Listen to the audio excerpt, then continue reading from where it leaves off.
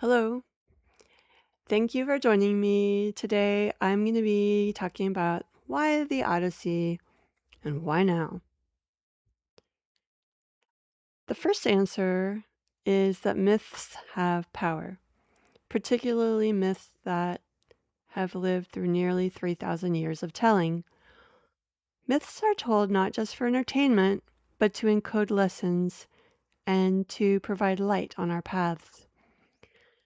The Odyssey is rising again now because we are at many thresholds where the old rules of survival no longer serve our highest good, and at a time when we have no choice but to navigate between the Scylla of mystic guidance and untrodden terrain, and the Charybdis of institutions and rules that are no longer aligned with our highest good. Now more than ever, we are being called to embody sovereign discernment. The Odyssey is therefore a useful map because it truly is about discerning how to behave in uncharted territory. It is about initiations to leadership and initiations to higher consciousness. In particular, we are being called to discern between rules and beliefs that are healthy and rules and beliefs that are toxic. And so was Odysseus. For instance, the rule that one must stop everything to mourn and to properly bury the dead. As Odysseus points out to one of his men who invokes this rule in the midst of a crisis, sometimes the best way to honor the dead is to do what it takes to stay alive. This concept is not meant to be taken necessarily literally, however, it's a metaphor, and it's applicable now because life is moving so fast that we really don't have time to do much hair pulling and gnashing of teeth and looking back at the past with regret. We have no energy to spare worrying about what people will say if we don't conform to empty customs or to ideas about how they think we should live our lives.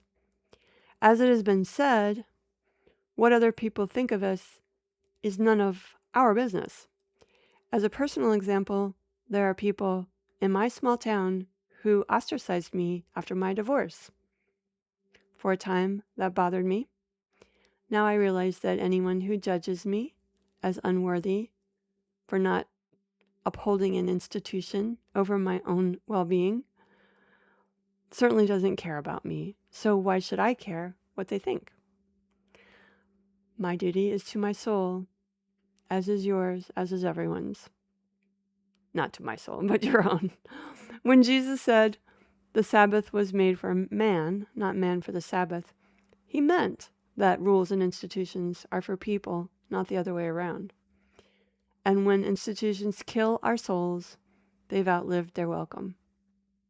So it's time to let the dead marry, not marry the dead, not marry the dead, but dead bury the dead. Not literally, of course, but metaphorically. In contrast, the Odyssey reminds us that other rules, such as the golden one, are good to keep around. For instance, breaking and entering are not so good. And that's true whether the property is owned by humans, an enchantress, or a giant cyclops who munches on your men like potato chips. Likewise, delivering a payload of rape, murder, and devastation in the belly of a gift is a violation of basic human decency. You can win a shipping route that way, but the win will be Pyrrhic. We'll all lose a sense of safety and security at home any time and anywhere after such a violation. Another rule we see abused in the Odyssey is that of hospitality. Greek culture called for hosts to treat guests like gods. The implied reciprocity was that the guests would be grateful, considerate, and respectful. The suitors in the story, in contrast, treated their hosts like trash. But of course, it is the content of our character, not the way we look or the roles we play, that determines whether we are trash. And in the end of the Odyssey, gold shines and the trash gets taken out. An important point here is that people who exploit others don't just use up patience, and they don't just use up material goods. They trash our communal safety and security. And the implications of that are vast. Case in point, the Epstein files. Another important point made in the Odyssey is that the real wealth of nations is produced not by warriors out raping and pillaging, but by the individuals, mostly female, who rarely get the credit they deserve for keeping the homes running and the children cared for. The hands that rock the cradle and tend the pigs and keep the kingdom in order while the king is off rolling on an island beach with a sexy nymph rule the world. I doubt that I'm the only woman who cried when Penelope pointed out that in addition to dealing with nasty suitors for 20 years, she had also run an entire kingdom alone. Much is being said about the divine feminine rising, and she is, and it is about damned time. But as we welcome the leadership skills of our Penelopes, the supernatural abilities of our Circes, and the healing gifts of our Calypsos, we are also waiting for the rise of our Odysseus, our divine masculine. And out of the ashes of toxic masculinity, our Odysseus are rising, both everywhere in the world and within each of us. Odysseus became a true leader over the course of the Odyssey, a leader indeed rather than just in name, by passing initiation after initiation with civility and subtlety and discernment. He acknowledged his mistakes and he learned from them. He really learned from everything. He lived as if life is a gift and a team effort, and as if every adventure is an initiation to the next adventure. Above all, Odysseus displayed empathy, even for the giant Cyclops, who snacked on his men like potato chips. Everyone's always saying they love everyone these days. For the first few years of this, I found it all delightful, but the word has fallen out of the mouths of cruel, hurtful people too often for me to trust it. A true leader doesn't have to speak about love. He lives it.